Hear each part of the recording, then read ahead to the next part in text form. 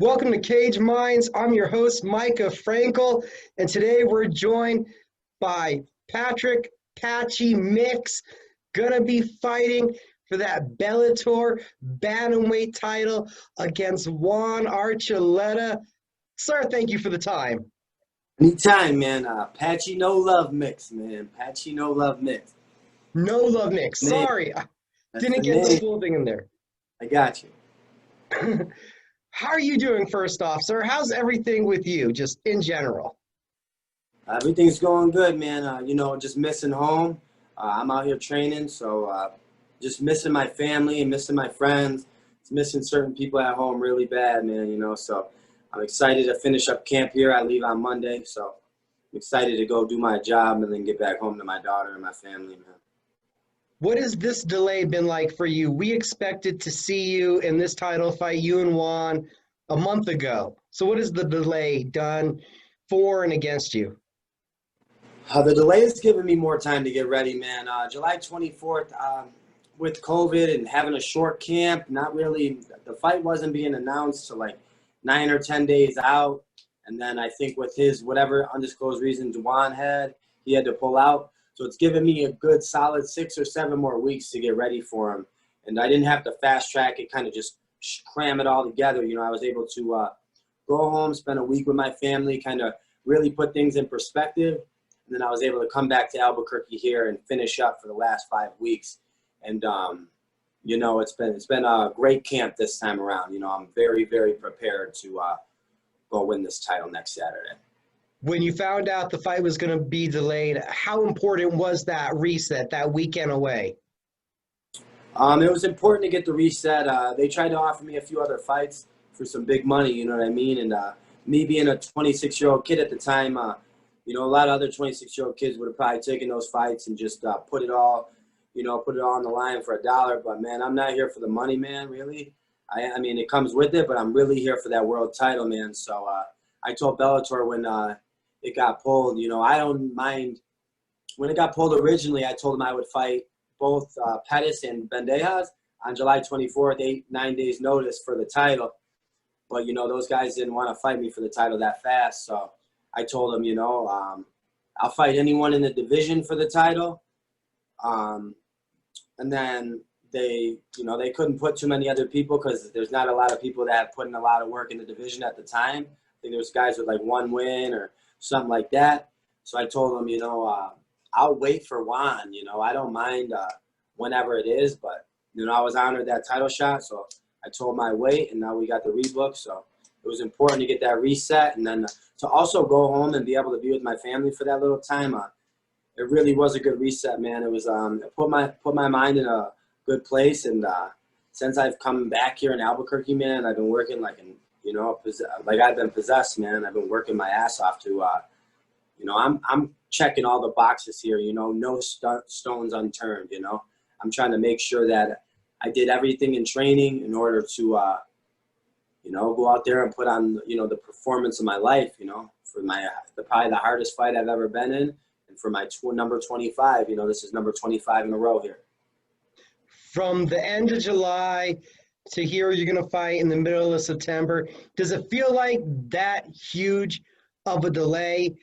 Or now looking at it, it felt right? This makes sense to have waited and to have not taken one of those other fights. Oh, it makes sense. I would have taken any fight in the division, like I said, if it was for the title. There was only 2 guys that they really could push me for the belt at the time because, these other guys like Josh Hill and these other guys, they only had 1 fight in the division. So Bellator wasn't too keen on throwing, one of those new guys at me for the title. So it was either Bandejas or Pettis, and they both got offered that fight, but they choose to turn it down and fight each other. So, no disrespect, and I don't have any animosity for that. I don't blame them for doing that. They had their fight booked, and why would they change when they could fight each other and earn themselves a title shot? You know what I mean? Anyways, so it feels right. With Juan pulling off too. He's got the second best record besides myself in the division. So I want to fight the hardest man for the belt. I want to fight who the fans, who the roster, who Bellator, who thinks the hardest opponent is, and that just so happens to be Archuleta. So for me, man, I'm hunting that name. I'm hunting that record. I really want to be the guy to go out there and finish him. I want to be the guy to go out there and dominate him. 24-3. Trying to change his record. I know that you two have shared the mat out here before, but even before that, you guys were following this. You were in the same promotion, King of the Cage. So how long had you kind of been thinking you're going to end up fighting Juan Archuleta? I wanted to fight him from the moment I got into King of the Cage. And, with that promotion, I won 10 straight. 10 straight with, I think, 8 finishes. So, I've been hunting him. And I think I posted something on Facebook from 3 years ago the other day. And it said it was his weigh-in, and it said I'd be watching. So, and that was from King of the Cage, because I had earned a #1 contendership at the belt, 135-pound belt, and he was fighting. So I've been hunting him ever since then.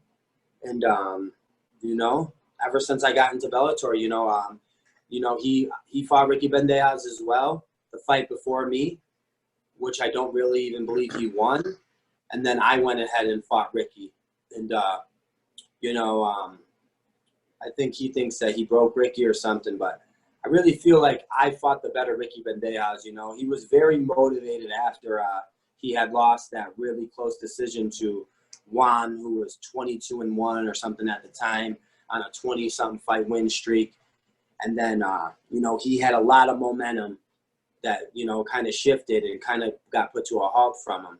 So when they matched us up at Madison Square Garden, that's basically like his hometown, right from Jersey, closer than where I'm from, upstate. So then I ended up fighting Ricky and putting him away in a minute, changing his life.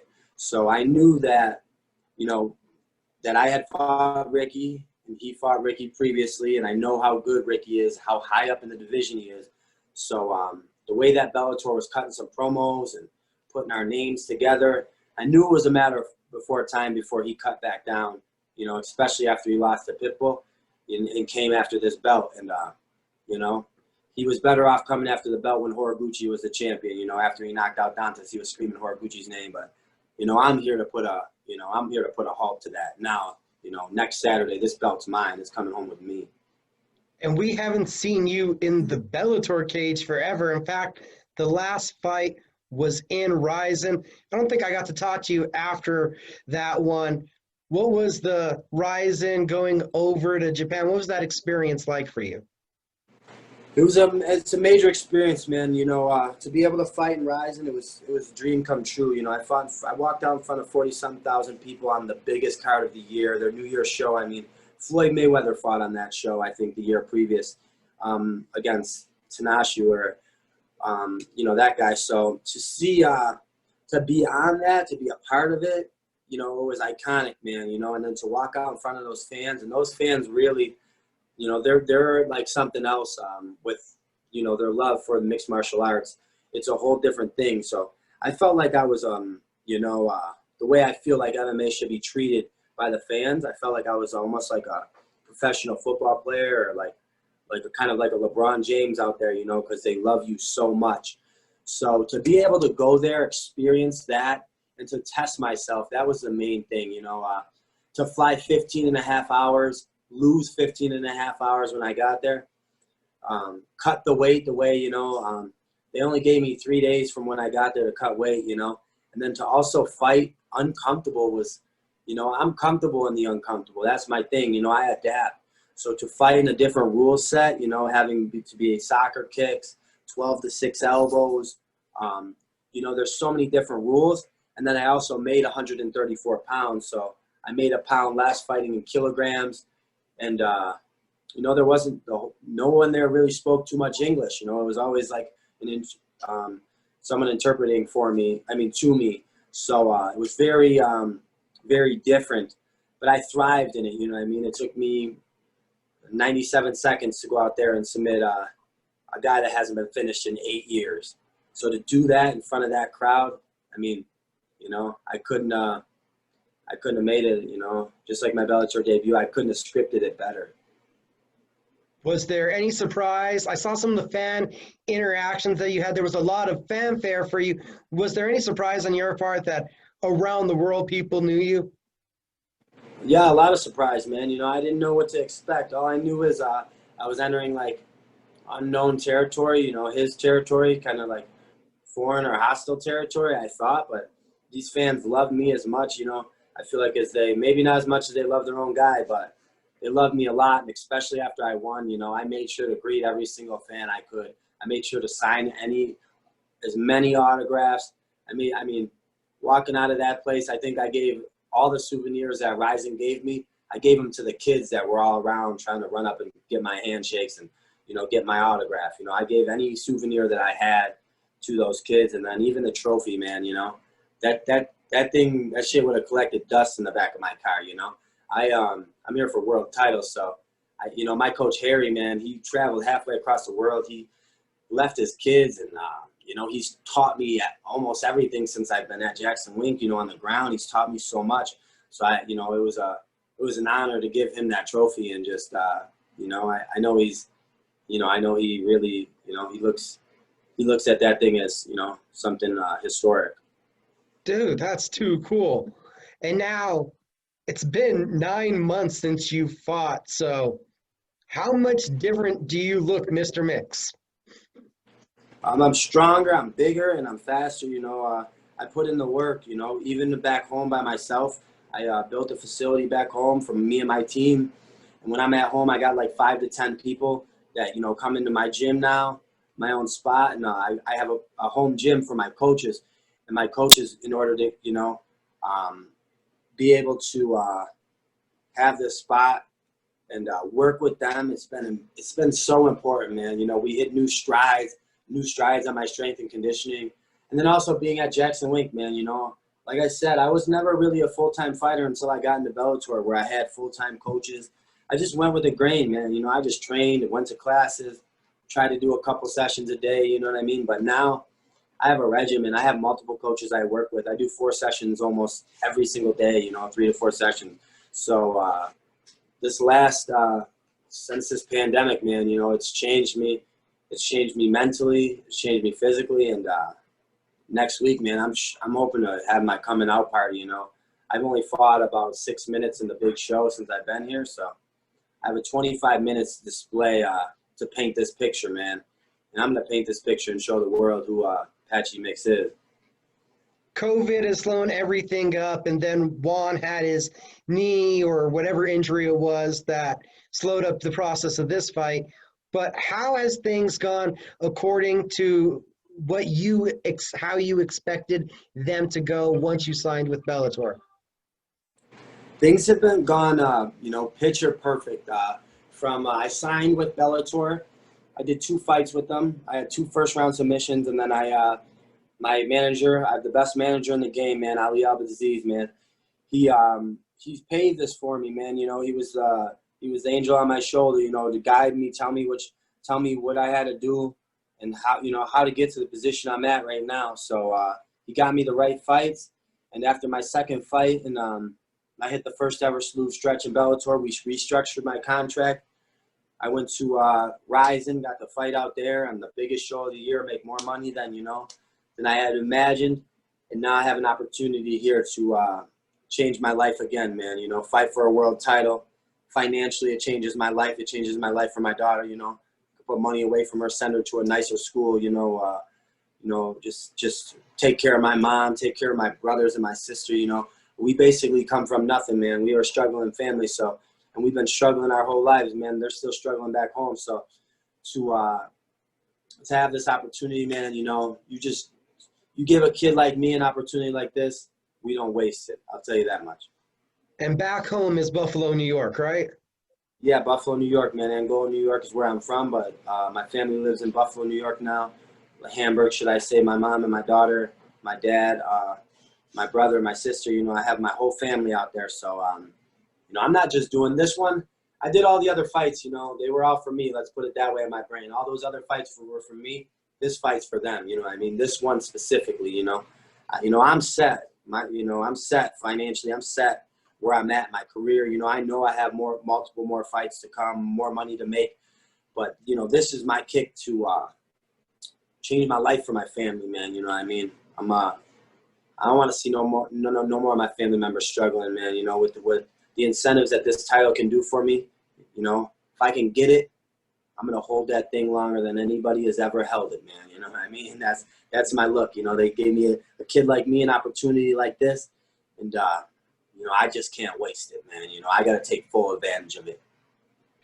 I've been around you. I understand where you're coming from, but for the people that don't fully understand, explain to everybody what you mean when you say a kid like me. Basically, my mom, you know, she adopted all of us. She's my real mother's cousin. So, you know, she adopted all of us from birth, man. You know what I mean? And I was the baby of the family, man. You know, I was born at like 1 pound, 8 ounces, man. I was in the hospital for a month, man. My mom, who I call my mom, she's my mom, though. You know, she took my older brothers and sisters in, and I was the last one out, man, you know. And she took us in. She gave me a life that, you know, she saved my life. You know, she gave me a life that I could never imagine, you know. I could never imagine, you know, she giving me things that, you know, she took us out of this city in Buffalo, brought us to Angola, a good suburb.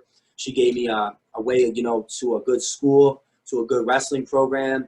She fed us, you know what I mean, all the way till I'm an adult now, you know, and now I'm out of town. She's taking care of my daughter the same way she used to take care of me. So, you know, I come from nothing, you know, we come from nothing, come from a struggling home, man, barely making ends meet to pay our bills. So, you know, to win this fight, man, you know, I'm going to buy my mom a house, man. I'm going to buy my daughter a house. I'm going to buy my brother, you know, I'm going to buy a house for them all so that, you know, they don't have to worry about nothing. You know, I got them, you know, I got them all, you know, and that's what this means, man. You know, I got to, like I said, man, the opportunity, it just cannot be wasted, man. You know, I got to take full advantage of it, and I'm mentally and physically prepared to do that in 8 days.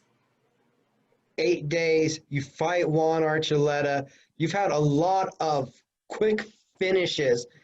How much does that benefit you that even the video out there on you, as you mentioned, for the minutes you've been in Bellator, there's not much video on you? You know, that's what it is, man. You know, they think I'm a one-trick pony and I can only submit you, man. You know, you should have seen me hit pads yesterday. I was flying. You should see me spar, man. You know, I'm a different breed. So I got so much more that I haven't shown. You know, I've only been in there graced it for 6 minutes. I've been standing on my feet for less than 30 seconds. If you add up all the fights, you know, 40 seconds. So, you know, this is my coming out party. You know, I put in so much work to, you know, change everything. You know what I mean? Just my training regimen, my, you know, everything. I feel like me not having a lot of tape benefits me, but at the same time, man, you know, it don't matter to me. They can study what I'm gonna do, and you know, they can focus and do whatever they want. But you know, I feel secure enough to that where, you know, my game is just superior. You know, it's not just about my quick submission skills. You know, I'm a cardio king, man. In this gym, man, I go more rounds just as any of the hardest workers in the gym. I train more than, you know, almost anybody in the gym. You know, I'm down here every single class, one of the first people there and the last people to leave. And I'm also giving back to my teammates. You know, I'm always helping out from pros to amateurs to new people. I'm always giving back. So I'm trying to be a student of this game, and I don't take nothing for granted, man. You know, you have to work hard for everything you get, especially in this game. So I just been working my ass off, you know. Talking about that JacksonWink Academy, I saw you share a post. I believe it was just today. It might have been yesterday. First time in, I believe, 13 years that there's not a world champion at the gym because of Jones vacating the title, and you're looking to change that. How do you feel about that, about representing the team and bringing that belt back in that manner as you were referencing to in the post? Like I said, man, with Jones vacating the belt, going up to heavyweight, I think he's hunting Stipe, you know, and it's not going to be long before he gets Stipe, I don't think. But, you know, there's a little window here where there's no champion. And I'm looking at it, and when I look at it, you know, I'm all about stats and stuff. So when I look at it, I see that, you know, there's no champion here in the major promotions right now. You know, with Holly kind of coming up short in that Amanda Nunes loss. Michelle almost got to the title. She lost a real close one to Joanna. She would have probably had the title shot right after that. you know, me being in Bellator and having such a quick rise, man, I could really, really be one to bring this belt home, be a world champion, be a reigning world champion from this gym. And I think that's important, man. I hold that grace on my back, and I feel, you know, one of my main things in the beginning of this camp was I talked to Greg Jackson, and I told him I want to be on the Wall of Fame, you know, where all those champions are. I don't want to just be on the JacksonWink side or the JacksonWink side on that side. There's a specific spot for world champions, and I think Johns and Holly should both be over there, but I think because their pictures were up so early there that they're not. But I told Jackson, and, you know, he told me, you win this fight, Pat, you wrap that belt around your waist, you get put right next to Rashad Evans, right on that wall. And it'll mean nothing more to me because Rashad Evans is right from my hometown, right from our area, should I say, of Western New York. So it was, you know, it's going to be important for me to bring this world title home. I want to be the, you know, right now I might be the only reigning champion, and I think that's important. First time headlining a Bellator card, first time headlining a big show. When you come to that realization, how does that hit you that this is, you know, your first marquee? It's important. I headlined almost every single King of the Cage show I've ever been on, and this being with no fans makes it no different. So it's just where I'm comfortable, man. You know, I'm comfortable in this moment. I'm comfortable fighting last on the card, and you know, with this opportunity, you know, I'm going to thrive. You know, they say something about there's an aura around my fights, and I'm going to go out there and make magic happen. So before you know it, this fight's going to be over. And before Juan knows it, I'm going to be catching something, and you're going to have a long ride home. He's the West Coast guy. You're the East Coast guy. Even though there's no audience, do you have any sense of home field advantage being there at Mohegan Sun? Nah, man, we're in a fight. It don't matter if we're in that arena, the parking lot, the gym, the backyard, man. I'm trying to beat them. I'm trying to beat them, you know what I mean, no matter what. So it don't matter, you know, where it is. And it didn't matter when it is, you know. But it's now, so it's going to happen on September 12th. God bless. The day after my grandfather's birthday. The day after basically, he's like a father to me. The day after his birthday, so I'm coming straight home with that belt, and I'm visiting the Forest Lawn Cemetery with it on my shoulder to go honor my great-grandfather, you know, my grandfather, because he's done so much for me. You talked about the family, everybody back home in Buffalo that you're doing this for. I think it's also important to mention that through your teammates, you've built also this secondary support system here in Albuquerque. Yeah, like I have a humongous support system back home as well with my family, but here I have a second family, you know, with Carson, and you know, I'm in the House of Pain right now. We call it Natalia Spice's house. You know, she's got the gym, the sauna back there. I got a second home here with with Harry, all my coaches, Tevin, Rodney, AJ. There's so many of us out here that we're all like brothers and sisters. We're all so close to each other. So it's important to have that family when I'm away, because, you know, I'm here by myself. I'm basically in a dorm room with 4 walls staring at them all day. So when I first started coming out here, you know, Edwin Cooper, he's one of my best friends out here too, Christian Edwards, you know, I got so much family out here now, so much support, so many brothers now. So it's been important. And same thing at home, you know, all my guys back home, you know, Solomon Renfro, Alex Castellano, Sean Felton, Ali Rexepi, G-Dot, Afro Pat, my old coaches, Eric Herbert, Mike Dubb, my coach now, Don Lilly. You know, I got so many coaches and people that have helped me along the way. So, you know, to win this world title, man, you know, I could never have done it by myself, man. You know what I mean?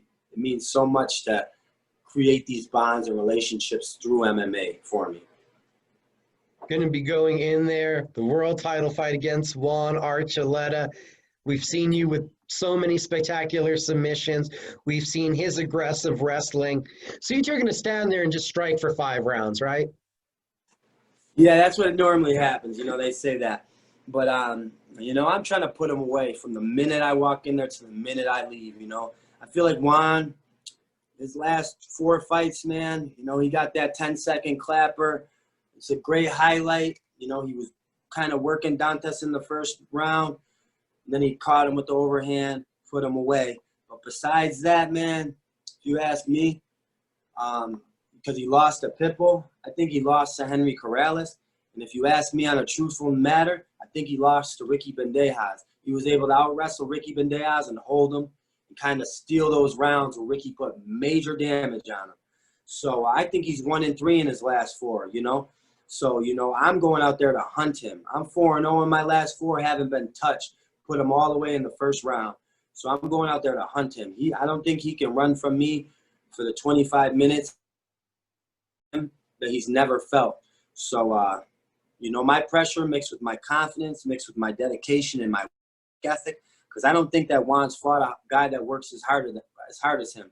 And I'll tell you, if I don't work as hard as him, I work harder than him, because I bust my ass every single day in this gym. I'm here. Greg Jackson can't rip me out of practice, you know what I mean? He's telling me to slow down because all I do is work, you know what I mean?